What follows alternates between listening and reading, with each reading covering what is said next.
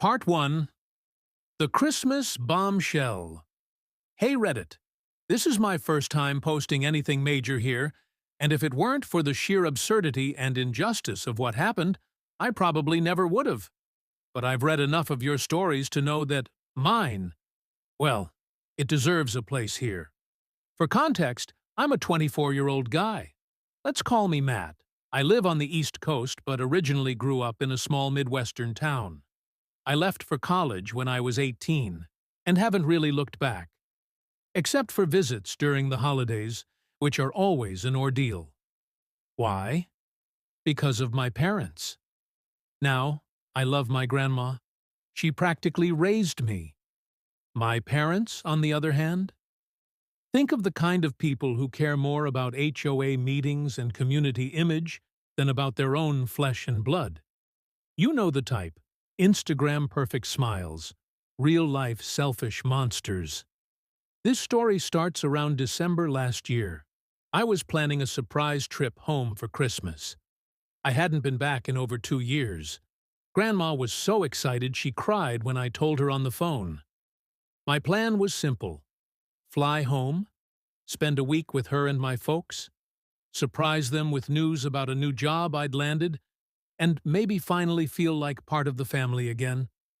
But what I walked into? I wasn't prepared for that. A cold welcome. I arrived on the 22nd of December. I took an Uber straight from the airport to our family house. White picket fence, 2-story colonial, the whole deal. Only no lights, no decorations, no car in the driveway. Weird, considering my mom usually starts Christmas decor in October. I used my old key to get inside. The living room was spotless, too spotless. Not a single present under the tree, which, by the way, was fake and shoved in a corner. No fire in the hearth, no smells of cookies or pine, just silence. I checked every room. No one. I called my mom. No answer. Dad? Nada. I tried Grandma's number. That's when I heard it.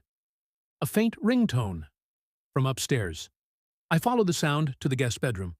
Inside was my grandma, alone, sitting on a fold-out cot, wrapped in a thin blanket, looking pale and confused. There was a single space heater on the floor, buzzing weakly.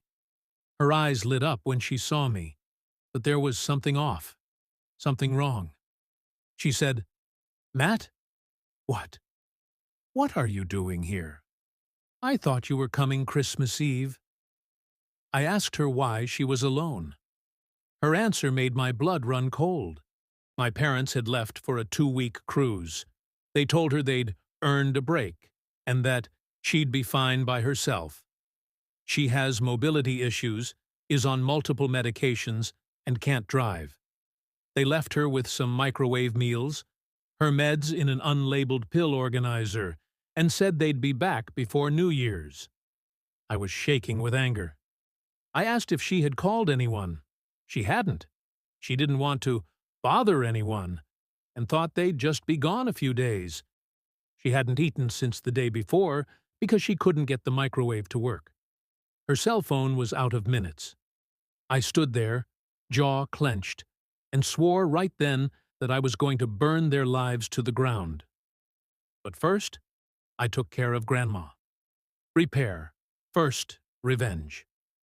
Later, I made sure she had proper food, reloaded her phone, checked her vitals, and called her doctor to confirm she was stable. She was weak and dehydrated, but okay with care. I stayed with her that night. She cried herself to sleep.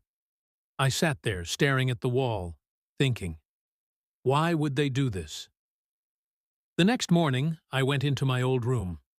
I hadn't been in there for years, but it was untouched, like a shrine. As I opened drawers and checked my old desk, I noticed something strange. An envelope labeled Loan Disbursement, Fall Semester. It was addressed to me. Inside was an opened check stub from my student loan provider for $24,500. Wait, I never saw that money. That year, I thought the disbursement had been delayed and had to take out a private loan. My credit got dinged up. I chalked it up to red tape and moved on. But this wasn't the only envelope. There were 3 more. One for each semester I was in school. I added it up, over $50,000. Gone. Then I found another document. Power of attorney for financial decisions, signed by me when I was 17, just before leaving for college. At the time, my parents said it was just in case. I didn't understand what it meant. Now, I did. They had stolen my student loan money. Every penny. And suddenly, the luxury cruise made a lot more sense. The plan. I didn't scream. I didn't cry. I went cold, methodical, clinical. First, I made copies of everything. The envelopes, the check stubs, the power of attorney, and photos of Grandma's condition. I contacted the loan servicer, who confirmed those checks had been cashed at a local credit union branch, one my parents use.